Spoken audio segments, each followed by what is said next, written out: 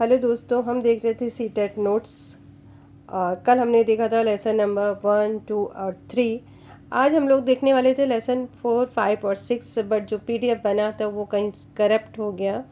तो don't worry, हम लोग आगे बढ़ते हैं। आज हम लोग देख लेते हैं लेसन 7, 8 और 9।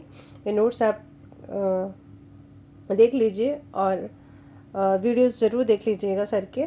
चलिए, विदाउट वेस्टिंग हम, क्योंकि आज काफ़ी लेट हो गया, जन्माष्टमी का दिन था तो प्रसाद भोग पूजा करते करते लेट हो गया, तो सॉरी फॉर इट। चलिए देखते हैं। बौद्ध धर्म के संस्थापक सिद्धार्थ थे, जिन्हें गौतम के नाम से भी जाना जाता है। उनका जन्म लगभग 2500 वर्ष पूर्व हुआ।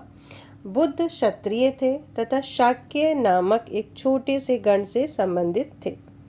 ज्ञान प्राप्ति के लिए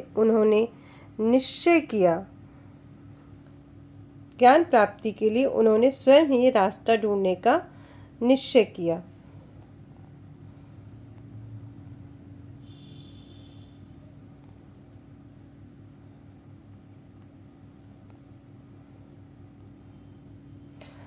इसके लिए उन्होंने बौद्ध गया, बिहार में है, में एक पीपल के नीचे कई दिनों तक तपस्या की। अंततः उन्हें ज्ञान प्राप्त हुआ। क्वेश्चन ये हो सकता है कि गौतम को ज्ञान कहाँ प्राप्त हुआ, हो सकता है, आ सकता है, इजी है, दे भी सकते हैं, नहीं भी दे सकते, कह नहीं सकते, सीटेट वाले लोग कुछ भी कर सकते हैं। इसके बाद वह बुद्ध के रूप में जाने गए। यहाँ से वे वाराणसी के निकट स्थित सारनाथ गए, जहाँ उन्होंने पहली बार उपदेश दिया। इनके पहली बार उपदेश को भी कुछ कहा जाता है, बुक में ऐसा नहीं लिखा था पर कहीं पढ़ा था। ठीक है, अभी जो जो चीज़ें याद आती जाएगी उसके भी नोट्स बनते चले जाएंगे। बुद्ध ने अपनी शिक्षा सामान्य लोगों की प्राकृत भाषा में दी। बुद्ध ने शिक्षा दी कि यह जीवन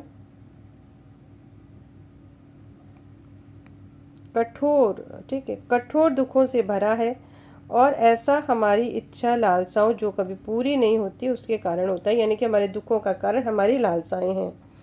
कभी कभी हम जो चाहते हैं वह प्राप्त करने के बाद भी संतुष्ट नहीं होते, और अधिक या फिर अन्य मतलब और चीज़ें हम चाहते हैं, वस्तु को पाने की इच्छा करने लगते हैं। बुद्ध ने इसे लिप्स को तंजाह या तृष्णा कहा।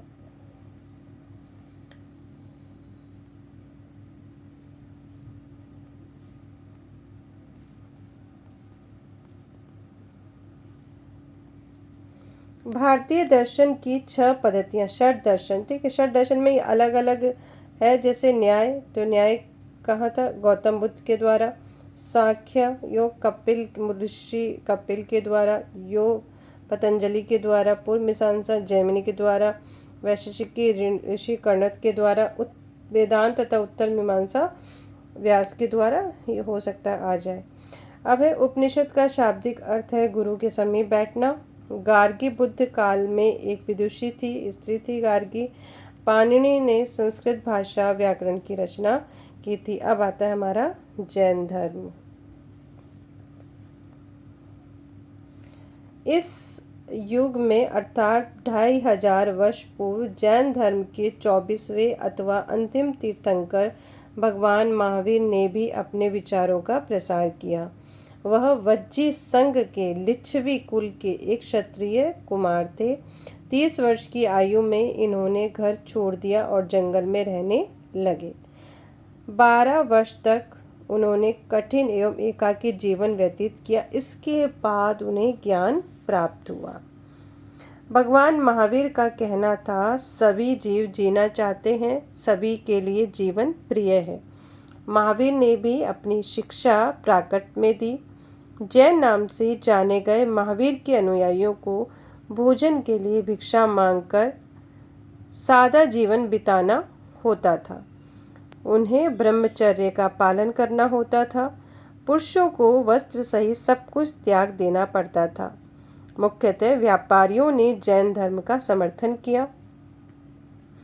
किसानों के लिए नियमों का पालन अत्यंत कठिन था, क्योंकि फसल की रक्षा करते हुए उन्हें कीड़े मकोड़ों को मारना पड़ता था। इसलिए किसान ने जैन धर्म को अपनाया नहीं, क्योंकि उसमें था अहिंसा परमो धर्म। तो अहिंसा तो परम धर्म कैसे हो जाएगा, जीव जंतु की तो हत्या हो ही जाएगी। अब है संघ। संघ क्या थे? संघ संघ में रहने वाले बौद्ध भिक्षुओं के लिए बनाए थे। संघ संघ में रहने वाले बौद्ध भिक्षुओं के लिए बनाए गए। नियम, इसके जो नियम हैं विनय पिटक नामक ग्रंथ में मिलते हैं।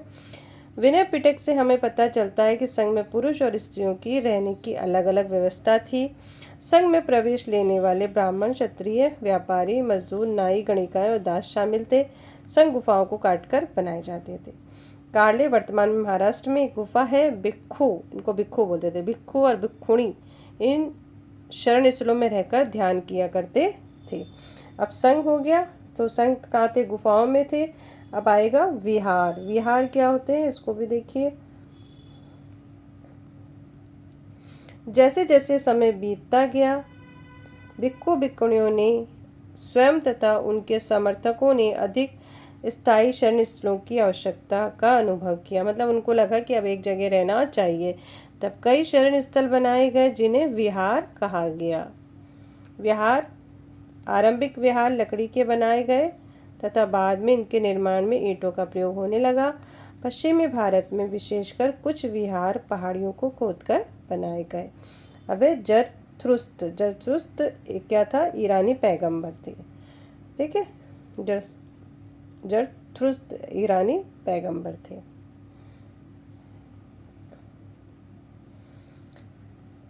उनकी शिक्षाओं का संकलन जैन अवस्था नामक ग्रंथ में मिलता है। जैन अवस्था की भाषा तथा रीति रिवाज वेदों की भाषा और रीति रिवाज से काफ़ी मिलते जुलते हैं। जरस्त्रु ईरान से आकर गुजरात और महाराष्ट्र के तटीय नगर पे बस गए थे। ठीक है, आज के जो पारसी लोग हैं ना, पारसी जानते हो ना, आज के पारसियों के पूर्वज हैं। मतलब जो पारसी हैं वो कौन है? जरथुस्त्र के ही मतलब बच्चे हैं या उनकी पीढ़ी मान लो। जरथुस्त्र की मूल शिक्षा का सूत्र है सद्विचार, सद्वचन, सद्कार्य। अब हम देखेंगे हमारा अध्याय 8, अशोक एक अनोखा सम्राट जिसने युद्ध का त्याग किया। ठीक है, पहले हिस्ट्री देख लेते हैं इनकी। अशोक के दादा चंद्रगुप्त मौर्य थे, जिन्होंने 2300 साल पहले इसकी स्थापना की थी। कौटिल्य या चाणक्य नामक व्यक्ति ने उनकी सहायता की थी। अर्थशास्त्र कौटिल्य द्वारा रचित है। जब एक ही परिवार के कई सदस्य एक के बाद एक राजा बनते हैं तो उन्हें वंश कहा जाता है। मौर्य वंश में 3 महत्वपूर्ण राजा हुए। चंद्रगुप्त, उसका बेटा बिंदुसार, बिंदुसार का पुत्र अशोक। उनके साम्राज्य की राजधानी पाटलिपुत्र, उज्जैन और तक्षशिला जैसे प्रमुख नगर थे।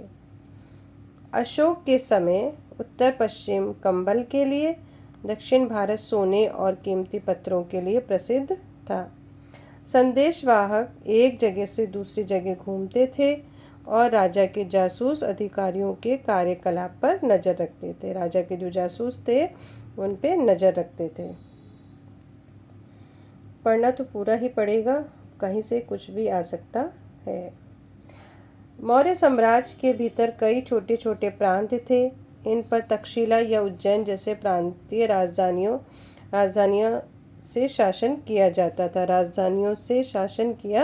जाता था। राजकुमारों को राज्यपाल या गवर्नर बनाकर भेजा जाता था, जिससे कि वे उस क्षेत्र को नियंत्रण में रख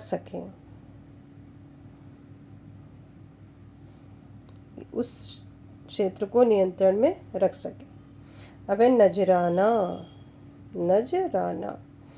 विविध पदार्थों के रूप में लोगों से लिए जाते थे। क्या लिए जाते थे? नजराने। ठीक है, जो स्वेच्छा से इसे देते थे। नजराना मतलब कुछ भी दे देना, भेंट कर देना, गिफ्ट मेगास्थनीज चंद्रगुप्त के दरबार में पश्चिम एशिया के यूनानी राजा सेल्यूकस निकेटर का राजदूत था। ये आया था मेगास्थनीज चंद्रगुप्त के दरबार में। अशोक काल में लिखे गए शिलालेख प्राकृत भाषा और ब्राह्मी लिपि में हैं। धम्म संस्कृत भाषा धर्म का प्राकृतिक रूप है।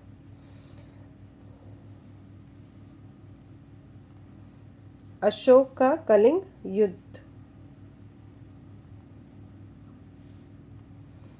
कलिंग तटवर्ती उड़ीसा का प्राचीन नाम है। जो उड़ीसा का प्राचीन नाम कलिंग है। अशोक ने कलिंग को जीतने के लिए एक युद्ध लड़ा, लेकिन युद्ध जनित हिंसा और खून खराबा देखकर उन्हें युद्ध से भी वितृष्णा हो गई। वितृष्णा मतलब उसका मतलब मन खराब हो गया उनका। उन्होंने निर्णय किया कि वह भविष्य में कभी युद्ध नहीं करेंगे। अशोक का धम्म क्या है? अशोक के धम्म में किसी देवता की पूजा अथवा किसी कर्म कांड की आवश्यकता नहीं होती। यानी कि अशोक का धर्म ऐसा है कि वो मूर्ति पूजा भी नहीं करते और कहते हैं कोई कर्म कांड करने की जरूरत भी नहीं है। उन्हें लगता है कि जैसे पिता अपने बच्चों को अच्छे व्यवहार की शिक्षा देते हैं, वैसे ही उनका कर्तव्य था कि अपनी प्रजा को निर्देश दें। अगर प्रजा कोई भी वर्क कर रही है, कोई गलत हो सही हो, तो उन्हें डायरेक्शन दें। वह बुद्ध के उपदेशों से भी प्रेरित हुए थे। कई ऐसी समस्याएं थीं जिनके लिए उनमें संवेदना थी। उनके साम्राज्य में अलग अलग धर्म को मानने वाले लोग रहते थे और इससे कई बार टकराव भी पैदा हो जाता था। जानवरों की बलि चढ़ाई जाती थी। दासों और नौकरों के साथ क्रूर व्यवहार किया जाता था।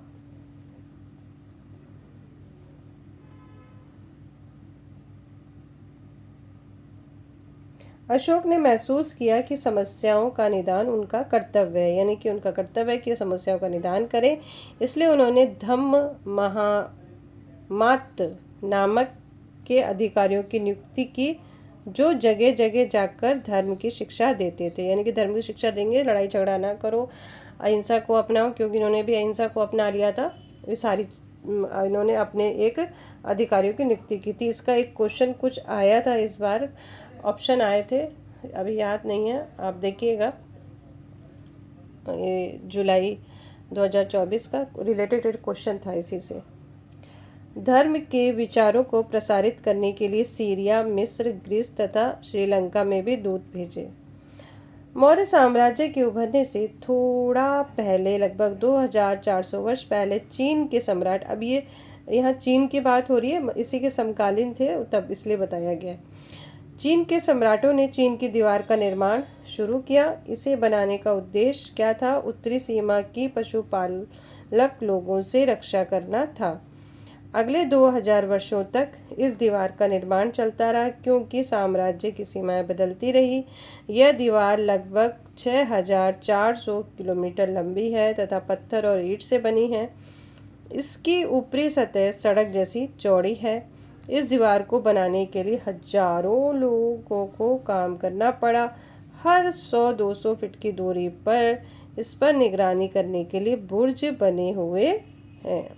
अब हम चलते हैं अध्याय 9, लेसन 9, कुशल गांव और समृद्ध शहर। सबसे पहले इसमें हमारा जो पॉइंट है वो है लोहे के औजार और खेती। लोहे का प्रयोग आज एक आम बात है, लेकिन पहले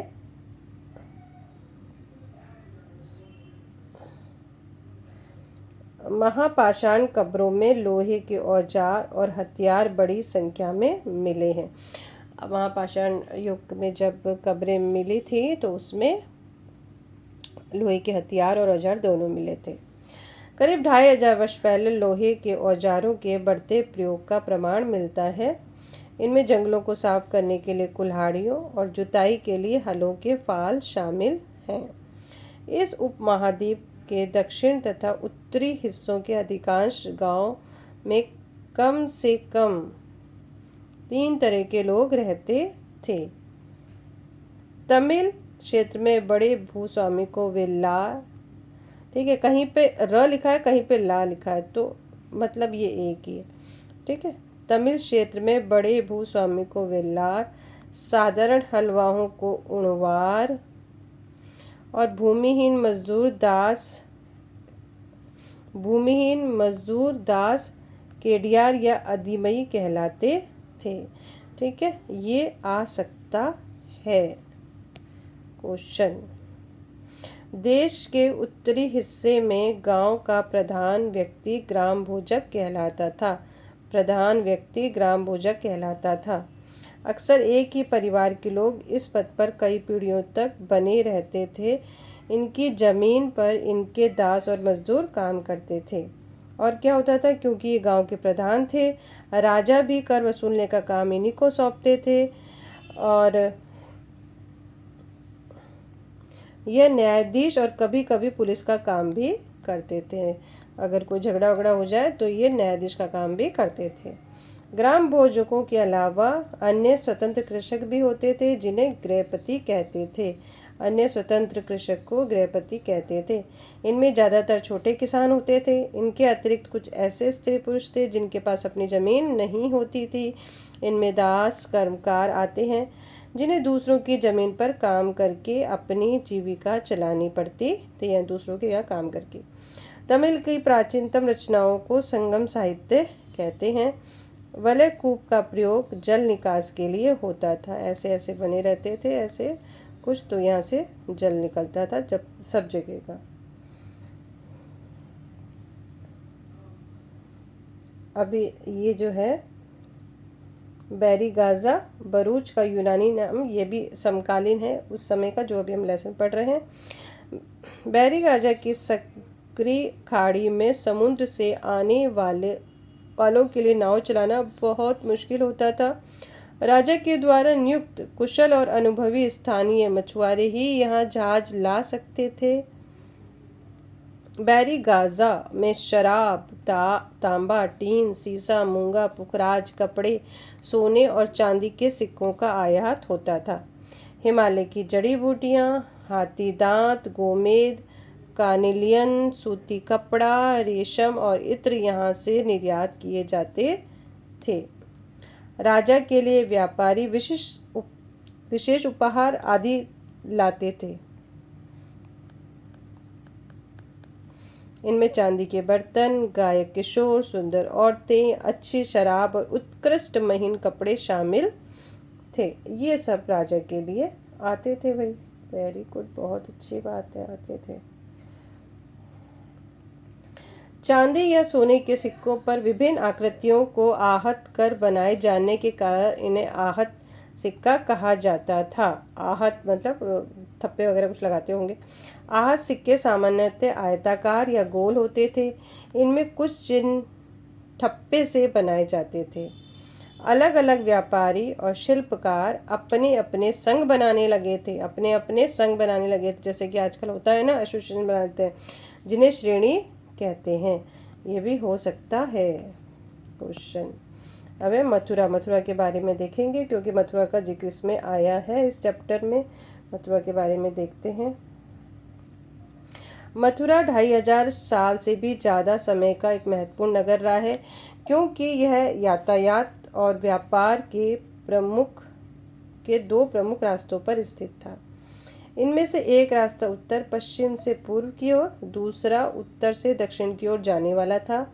शहर के चारों ओर किलेबंदी थी। इसमें अनेक मंदिर थे। आसपास के किसान तथा पशुपालक शहर में रहने वालों के लिए भोजन जुटाते थे। मथुरा बेहतरीन मूर्तियां बनाने का केंद्र था। लगभग 2000 साल पहले मथुरा कुषाणों की दूसरी राजधानी बना। यह एक धार्मिक केंद्र भी रहा है और अभी भी है। अब है अरिका मेडु, जो पांडुचेरी में है। पांडुचेरी या पुदुचेरी में है।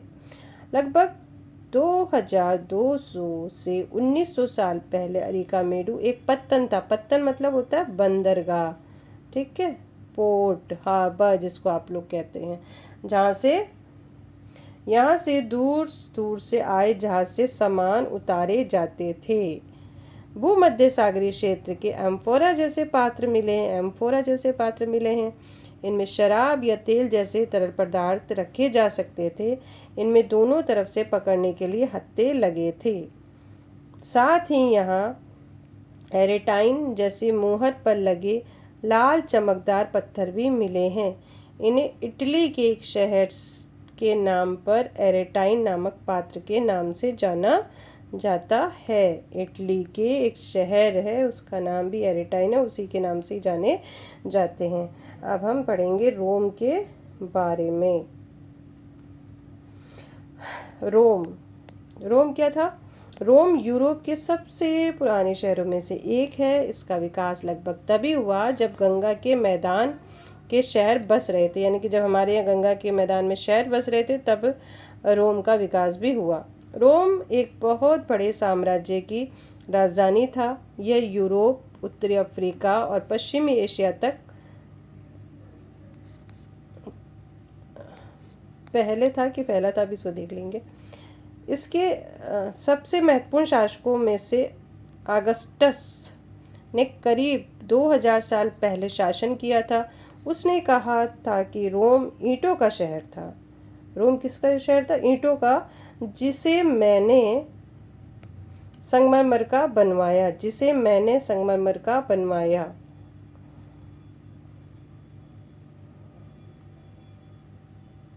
अगस्टस और उसके बाद कई शासकों ने कई मंदिर और महल बनवाए।